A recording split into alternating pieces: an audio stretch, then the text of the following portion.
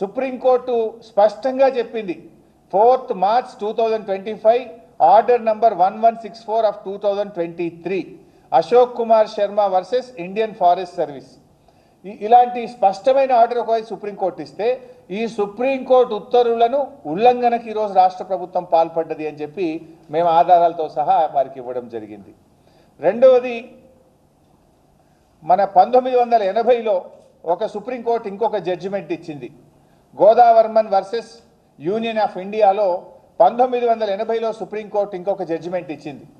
Definition of forest అంటే ఫారెస్ట్కి ఒక కొత్త నిర్వచనాన్ని ఇచ్చింది సుప్రీంకోర్టు. ప్రభుత్వ భూమే అటవీ భూమే కానక్కర్లేదు, అది పట్టా భూమి అయినా, అది ఎలాంటి భూమి అయినా సరే 10 హెక్టార్ల కంటే ఎక్కువగా ఉండి 0.4 డెన్సిటీ ఆఫ్ ఫారెస్ట్ అక్కడ చెట్లు ఉన్నట్టయితే దానిని అటవీ భూమిగానే పరిగణించాలి. ఏ రాజు, ఎవరా అమ్మాయి? ఇది మ్యారేజ్ ఇన్విటేషన్ కాదు, నేను కొత్త బిజినెస్ స్టార్ట్ చేస్తున్నాను. కానీ ఎలా? బాస్ వాలా. బాస్ వాలా, బీ ద బాస్ అని 1980లో Godavarman versus union of India కేసులో సుప్రీంకోర్టు స్పష్టమైన తీర్పు ఇచ్చింది. 0.4 డెన్సిటీ, 0.4 డెన్సిటీ అంటే సూర్యరశ్మి పడ్డప్పుడు భూమి మీద కనీసం 0.4 నీడ ఉండాలి. అంటే మిగతా 0.6 వరకు మొత్తం అసలు నీడ, పూర్తి నీడ ఉంటే 1%. 0.4 అంటే ఆ మిగతా 0.6% సూర్యరశ్మి భూమి మీద పడుతూ 0.4% నీడ ఉన్నట్టయితే దాన్ని అటవీ భూమిగానే గుర్తించాలి అని చెప్పింది. నిన్న వీళ్ళు నరికినటువంటి భూమి ది సుప్రీంకోర్టు గోదావర్మన్ జడ్జిమెంట్ను కూడా ఉల్లంఘించింది. అక్కడ 10 హెక్టార్ల కంటే ఎక్కువ అన్నారు, అక్కడ ఉన్నది 400 ఎకరాల భూమి. అక్కడ అడవి చాలా దట్టంగా చెట్లు ఉన్నాయి. ఎందుకంటే ఇక్కడ ఇంకో విషయం కూడా తెలవాలి మీకు.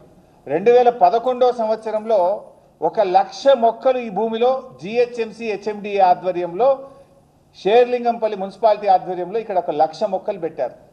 అప్పుడున్న ప్రధానమంత్రి మన్మోహన్ సింగ్ గారు టాటా ఇన్స్టిట్యూట్కు ఫౌండేషన్ వేయడానికి వచ్చినప్పుడు మన్మోహన్ సింగ్ గారు కూడా ఈ 400 ఎకరాల్లో చెట్టు పెట్టిండు. 1,00,000 మొక్కలు పెట్టారు 2011 సంవత్సరంలో. అంటే 14 ఏళ్ళ 15 ఏళ్ళ వయసున్న చెట్లు అక్కడ ఉన్నాయి. అంత స్పష్టంగా ఈ రెండవ supreme court judgment Godavarman versus union of India 1980 జడ్జిమెంట్ను కూడా రాష్ట్ర ప్రభుత్వం ఉల్లంఘనకు పాల్పడ్డది. మూడవది, తెలంగాణ ఫారెస్ట్ యాక్ట్ 1967. మన రాష్ట్ర ప్రభుత్వ ఫారెస్ట్ యాక్ట్ 1967ను మరి అందులో చాలా స్పష్టంగా చెట్లు కొట్టాలంటే ఏ నియమ నిబంధనలు పాటించాలని మన 1967 తెలంగాణ ఫారెస్ట్ యాక్ట్ చెప్తుంది. దాని నియమ నిబంధనలు కూడా ఉల్లంఘించారు. నాలుగోది, వైల్డ్ లైఫ్ యాక్ట్ 1972, దాన్ని కూడా ఈ రాష్ట్ర ప్రభుత్వం ఉల్లంఘించింది. వైల్డ్